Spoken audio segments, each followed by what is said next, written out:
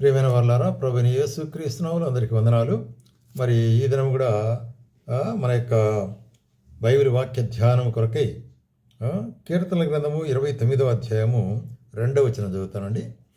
యెహోవా నామమునకు చెందవలసిన ప్రభావమును ఆయనకు ఆరోపించుడి, ప్రతిష్ఠితములకు ఆభరణములు ధరించుకుని ఆయన ఎదుట సాగిలపడుడి.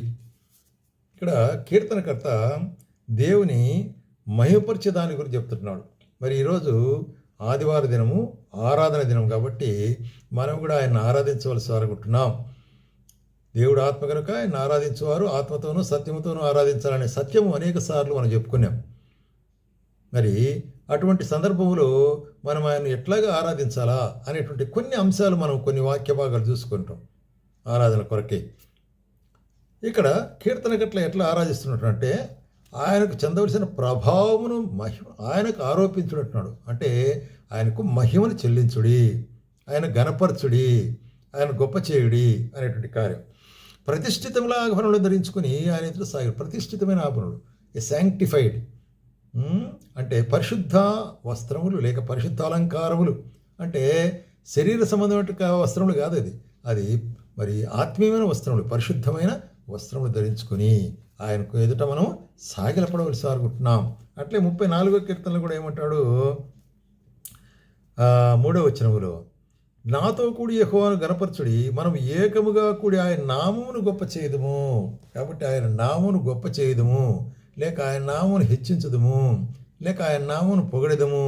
ఎందుకంటే ఆయన నామము మహిమ కలిగిన నామం, అది ఆశ్చర్యకరమైన నామము, బలవంతుడైన దేవుడి నామము, అది గొప్ప నామము. దాన్ని మనం ఏం చేయాలా, మనం గణపరచవలసి అనుకుంటున్నాం. కాబట్టి దేవుని మనం గణపరచవలసి అనుకుంటున్నాం. ఆరాధనలో ఒక భాగం ఆయన గణపరచుట. ఏకముగా కూడి అంటే మరి సంఘముగా కూడినప్పుడు మనం అందరం కూడా ఏకముగా ఆయన్ను మరి స్తుతించవలసిన వారుగా ఉంటున్నాము అనేటువంటి కార్యం మనం ప్రియమైన వాళ్ళారా జ్ఞాపకం పెట్టుకోవాలి. అదే 57వ కీర్తనలో కూడా 57వ కీర్తన 57వ కీర్తన 5వ వచనంలో ఏం చెప్తున్నాడు ఇక్కడ, దేవా ఆకాశము కంటే అత్యున్నతముడుగా నేను కనపరుచుకును, నీ ప్రభావం సర్వభూమి మీద కనబడినము. కాబట్టి దేవుడు ఉన్నతమైనటువంటి వాడు, ఆకాశం కంటే ఎత్తైన వాడు, సర్వమును సృజించినవాడు, ఆకాశము భూమి సముద్రం అన్నింటిలో ఉండేటువంటి అన్నిటిని సృజించినవాడు. అందుకొరకే ఆయన ప్రభావం భూమి మీదంతటా ఉంటుందట. ఆయన మహిమ, ఆయన ప్రభావం, ఆయన శక్తి, ఆయన మరి బలము మనము ఈ సృష్టిలో ఉండే ప్రతి వస్తువు, ప్రతి సృష్టిలో కూడా దేవుని యొక్క శక్తిని మనం చూడగలం. కాబట్టి ఆయన ఆరాధనకు పాత్రుడైనటువంటిగా ఉంటున్నాడు అనేటువంటి. అదే 107వ కీర్తనలో కూడా కీర్తనకర్త ఏం చెప్తాడంటే, 107వ కీర్తన 32వ వచనం ఏం చెప్తున్నాడు ఇక్కడ, మరి జన సమాజములో వారు ఆయనను ఘనపరచుదురుగాక, పెద్దల సభలో ఆయన కీర్తించుదురుగాక. ఇక్కడేం చెప్తున్నా అంటే జన సమాజములో లేక సంఘములో లేక మన యొక్క కూడికలో, మన యొక్క అసెంబ్లీస్లో, మన ఫెలోషిప్లో ప్రజలందరి ఎదుట ఆయన నామ ద్వారా విమోచించబడిన వారందరి ఎదుట మనం ఆయనకు స్తుతి చెల్లించవలసి అనుకుంటున్నాము. దీన్ని ఆదివారం ఆరాధన అనేటువంటి కార్యాన్ని మనం జ్ఞాపకం చేసుకుంటున్నాం. కాబట్టి ఆయన ఘనమైన నామాన్ని మనం ఆరాధించవలసి అనుకుంటున్నాం. యెషయా రాస్తే ఏమంటాడు, యెషయా గ్రంథము 25వ అధ్యాయంలో, యెహోవా నీవే నా దేవుడు, నేను నిన్ను హెచ్చించదను, నీ నామమును స్తుతించదను. దేవా నీవు నాకు దేవుడవు. కాబట్టి ప్రియమైన వాళ్ళారా, ఉదయకాలంలో మనలందరినీ దేవుడు సృష్టించినాడు, మనలందరినీ తయారు చేసినాడు దేవుడు కదా. ఆయన మా పరలోకపు తండ్రి. అయితే మరి నీ యొక్క జీవితంలో దేవా నీవు నాకు దేవుడు అని చెప్పగలవా? నీవు నా దేవుడు అనేటువంటి అంటే ఆయన నీవు దేవునిగా ఎరిగిట్టున్నావా, లేక దేవుడు అనేటువంటి కార్యాలు అనేక కార్యాల్లో మరి మోసపోయిన వారిగా ఉంటున్నావా? ఎటువంటి దేవుని నువ్వు ఆరాధిస్తుంటున్నావు? ఇక్కడ చూసినట్లయితే దేవా నీవు నా దేవుడు నీవే. ఎందుకంటే నీవు అద్భుతములు చేసే దేవుడు, స్వభావముగా మరి అనుసరించి నీవు నీ ఆలోచనలు నెరవేర్చే దేవుడు.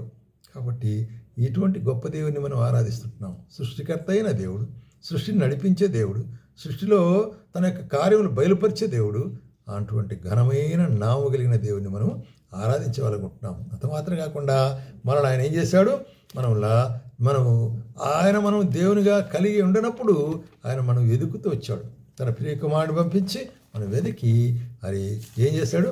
తన పిల్లలుగా మనం మార్చుకునే దాని కొరకై తన ప్రియకుమారుడు యేసుక్రీస్తు ప్రభువుని సిలువలో మన కొరకు అర్పించినాడు, బలియాగముగా అర్పించినాడు. బలియాగము ద్వారా అంటే రక్తం చిందించిన క్రీస్తు రక్తము మన సమస్త పాపములు కడిగి మనల్ని పవిత్రులుగా చేస్తుంది. కాబట్టి ఆ విధంగా ఆయన సిలువలో రక్తం చిందించి మరణించి భూస్థాపన చేయబడి తిరిగి లేచిన వాడుకుంటున్నాడు. అందుకొరకే నీవు తిరిగి లేచి జయించిన వానిగా ఉంటున్నాడు అంటున్నాడు. చూడండి, పరలోకముల ఆరాధనలో ప్రకటన గ్రంథం 5వ అధ్యాయం 5వ వచనంలో ఆ పెద్దలలో ఒకడు ఏడవకము, ఇదిగో దావీదు చిగురైన యూదాగోత్రపు సింహము 7 ముద్రలను తీసి గ్రంథము పెట్టుకై జయము పొందెను. కాబట్టి యేసుక్రీస్తు జయం పొందినాడు. దేని మీద? మరణం మీద జయం పొందినాడు, లోకం మీద జయం పొందినాడు, పాపం మీద జయం పొందినాడు, సాతాను మీద జయం పొందినాడు. అది ఆయన యొక్క మరి గొప్ప కార్యం. అందుకే ఆయన గురించి ఇక్కడ ఏం పాడుతుంటున్నారు మరి చూసినట్లయితే, ఆయన ఆరాధించేటప్పుడు మనం గమనించే కార్యం ఏంటంటే 10వ వచనములో చూడండి, నీవు ఉదింపబడిన వాడవై నీ రక్తమిచ్చి ప్రతి వంశములోను ఆయా భాషలు మాట్లాడేవారిలోను ప్రతి ప్రజలోను ప్రతి జనములోను దేవుని కొరకు మనుషులను కొని మా దేవునికి వారిని ఒక రాజ్యముగాను యాజకులుగాను చేసేవని వారు భూలోకమందు ఏలుదని కొత్త పాట పాడుదురు. కాబట్టి new song they are singing. ఇది దర్శనంలో యోహాను దర్శనములు చూస్తున్నాడు. పరలోకపు ఆరాధనలో ఏ విధంగా క్రొత్త పాట పాడదు. అక్కడ ఎవరున్నారంట? ఆయా భాషలు, ఆయా దేశాలు, ఆయా ప్రజలు అందరూ కూడా ఎవరైతే ఆయన రక్తం ద్వారా విమోచించబడినారో వారందరూ కూడా కలిసి సార్వత్రిక సంఘముగా, పరలోక సంఘముగా ఆయన ఆరాధించేవాళ్ళుకుంటాడు. ఎట్లాగా ఆరాధిస్తారు? వారు వధింపబడిన గొర్రెపిల్ల శక్తియు ఐశ్వర్యమును జ్ఞానమును బలమును ఘనతయు మహిమయు స్తోత్రమును పొందిన అర్హుడని గొప్ప స్వరముతో చెప్పుగా వీటిని. కాబట్టి ఇన్ని కార్యములు ఆయన పొందుటకు అర్హుడు అనేటువంటి కార్యాన్ని ఇక్కడ చెప్పిన వెంటనే అప్పుడు ఏం జరిగింది? అక్కడ ఉండేటువంటి ఆ 4 జీవులు ఆమెన్ అని చెప్పగా పెద్దలు సాగిలపడి నమస్కారం చేసిరి. ఇది ఆరాధన. కాబట్టి ఇటువంటి ఆరాధన దేవుడు మన దగ్గర ఎదురు చూస్తాడు. కాబట్టి పరలోక ఆరాధన మనకు ఈ లోకంలో మనకు ఎవడంటే ఆరాధనకు మరి మనకు సాదృశ్యంగా ఉంటుంది. కాబట్టి ఈ దినము ఆయన్ను గణపరచాలి, ఆయన మహిమా ప్రభావం గణపరచాలి, ఆయన నామును గణపరచాలి, ఆయన రక్షణను గణపరచాలి, ఆయన మన విడుదలను మనం గణపరచాలి, ఆయన యొక్క శిలువలో చేసిన త్యాగాన్ని మనం గణపరిచి ఆయన మహిమపరచవలసి వారుకుంటున్నాము. కాబట్టి ఆయనకు మనం స్తుతి చెల్లించవలసి వారుకుంటున్నాము. ఆ విధంగా స్తుతి చెల్లించుట అనేటువంటిది అది ఎంతో మరి ఆశీర్వాదకరమైంది. దాన్ని ఆరాధన అంటున్నారు. కాబట్టి ఈ దినము మనం ఆరాధనలో పాల్గొనవలసి వారుకుంటున్నాం ఎక్కడున్నప్పటికి కూడాను.